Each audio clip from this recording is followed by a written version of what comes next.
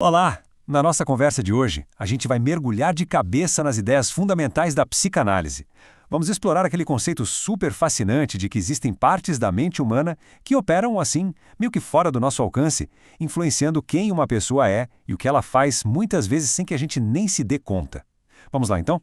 Para começar, vamos pensar nessa afirmação, que é bem provocadora, né? A ideia de que o indivíduo não está 100% no controle da própria mente. Pode até parecer estranho, mas essa é uma das premissas centrais da psicanálise. A questão é que, por mais que se acredite estar no comando, existem forças internas agindo ali nos bastidores da consciência que acabam moldando a nossa realidade.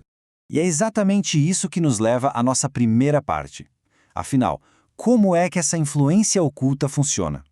Que partes da nossa psique operam para além do nosso controle direto? O ponto crucial é este aqui. Não se tem controle total sobre a vida psíquica justamente por causa dessas influências escondidas. Existem conteúdos mentais que, embora inacessíveis de forma consciente, exercem um poder real, sabe? E constante sobre a vida de uma pessoa. Ok? Para entender essa influência, a gente precisa dar nome ao conceito central que explica tudo isso. Então, vamos definir o que a psicanálise chama de o inconsciente. Essa é a definição-chave do nosso papo. O inconsciente não é só aquilo que a gente não sabe, é um sistema ativo. Dá para pensar nele como um tipo de arquivo de memórias, desejos, impulsos, coisas que foram guardadas ou reprimidas porque talvez fossem difíceis demais para lidar conscientemente. E o mais fascinante é pensar em como o inconsciente atua. Ele não é um depósito passivo, sabe? Um porão esquecido da mente. Pelo contrário, ele influencia ativamente o que a gente pensa e faz, escapando totalmente do nosso controle. É por isso que, segundo a psicanálise, ninguém é um livro completamente aberto para si. Existem capítulos que a própria pessoa não consegue ler. Então tá, se essa parte da mente é inacessível, como é que a gente pode sequer começar a explorá-la? É aqui que a psicanálise sai da teoria e vai para a prática, desenvolvendo métodos para investigar esse mundo interior. No começo, Freud usou a hipnose, mas logo percebeu que tinha limitações. Os efeitos não duravam. Essa busca toda mostrava a necessidade de uma nova ferramenta. E foi aí que surgiu a associação livre, que se provou um método muito mais poderoso para um acesso real e duradouro ao inconsciente.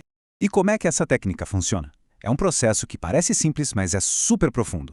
O paciente é encorajado a falar sem filtro nenhum, o que vier à cabeça, e o terapeuta tem uma escuta muito atenta, não só ao que é dito, mas a como é dito, procurando os padrões e as conexões que revelam as ligações inconscientes por trás daquela fala. Além da fala, existe outra chave fundamental: os sonhos. A psicanálise vê os sonhos como uma verdadeira janela para o inconsciente. Através daquela linguagem simbólica deles, muitas vezes estranha, sem lógica, os sonhos permitem que desejos e conflitos reprimidos apareçam, mesmo que de uma forma disfarçada. Agora vamos entrar no ambiente clínico para ver como essa jornada acontece na prática. A própria relação entre o terapeuta e o paciente se torna uma parte central de todo o tratamento. Durante a terapia, é muito comum encontrar o que se chama de resistência. Quando o paciente evita certos assuntos, não é por má vontade, mas sim um mecanismo de defesa inconsciente. A resistência, na verdade, funciona como um mapa, apontando exatamente onde estão os conflitos mais importantes e dolorosos. E aqui a gente chega num dos conceitos mais incríveis, a transferência. O que acontece é que o paciente começa a projetar no terapeuta sentimentos que estão ligados a figuras importantes do seu passado. Pais, irmãos, antigos parceiros. E longe de ser um problema, isso é crucial, porque permite que essas relações e seus padrões sejam reexaminados e compreendidos ali, no aqui e agora da terapia. Então, na prática, como é que o inconsciente aparece? Bem, ele se manifesta de várias formas. Em sintomas físicos sem causa aparente, em padrões de comportamento que se repetem, nos famosos atos falhos, tipo trocar um nome por outro, no conteúdo do que é dito e, claro, na própria dinâmica da relação terapêutica. Com tudo isso em mente, qual é o objetivo final de todo esse processo? Para onde essa jornada de exploração nos leva, afinal? Essa frase resume perfeitamente o objetivo. Não se trata de eliminar o inconsciente, mas de trazer o seu conteúdo para a luz da consciência. É um trabalho de tradução, de dar sentido ao que antes era desconhecido.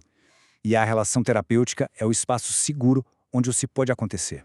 No fim das contas, a jornada psicanalítica é sobre autoconhecimento.